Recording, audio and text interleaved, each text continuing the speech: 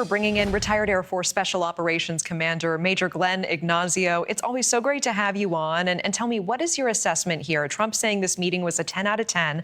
You just heard Ambassador Volker saying on our air earlier that this was Putin 1, Trump 0. So what's your take?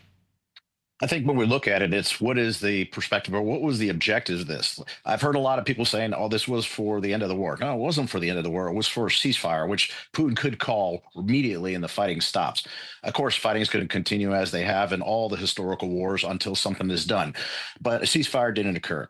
The next thing is did this progress in a way that we can get to a peace or treaty or at least some kind of peace agreement to end the war? Now, that comes into play some of the territories and so forth. So overall, as far as this meeting in Alaska, politically and optics wise, great for Putin. He's back into the public forum, as he would say. But at the same time, I don't think it's a failure for us because for once we're having face-to-face talks with a superpower that invaded another country. So I see it as positive, but we got to define that it was for a ceasefire. We didn't get it. It didn't mean the end of the war. You know, President Trump announcing this morning that he wants a complete peace deal, that he wants a deal based on Ukraine ceding land to Russia. Critics saying he's already aligning himself with Putin by doing this. If you were Zelensky, would you be very nervous walking into this White House meeting on Monday?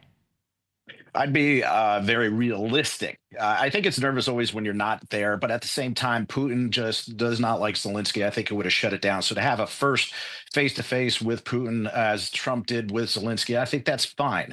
Again, so I'm going to kill the politics, kill the emotions on this as hard as it is, because I completely defend and support Ukraine. But we have to look at this point. 3 years, the lines have barely moved. In fact, they're moving for the benefit of Russia right now. Unfortunately, the Ukraine soldiers, they've lost a lot, and there's no really reserves, whereas Russia has a tremendous amount from also North Korea and others.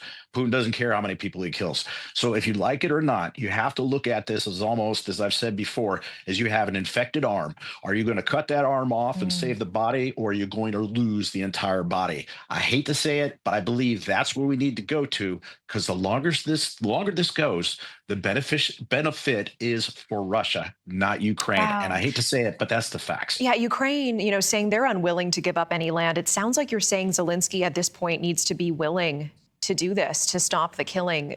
The question I guess I would ask is, what message does it send to the rest of the free world? What message does it send to the rest of Europe? What message does it send to Taiwan? Yeah, it's a great question. I mean, the unfortunate part is, look, Russia invaded Ukraine. Nobody likes it. Nobody likes the idea that they're going to get something out of it. At the same time, I would hate that Ukraine has to give away this, but I think that is, one of the things they're going to have to entertain. One of the other things Putin said was to focus on Donetsk. If it's Donetsk and Donetsk alone, that means Luhansk and Zaporizhia Oblast could still be in Ukraine. So it's really a negotiation of that sort of swapping, I think, is going to be key.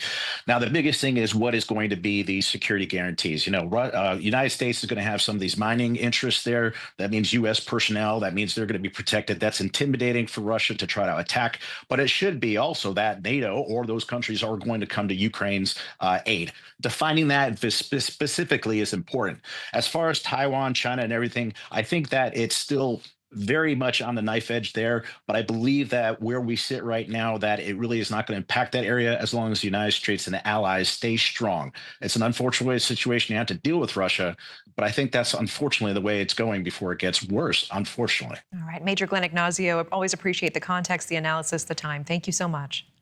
Always, Natasha. Take care.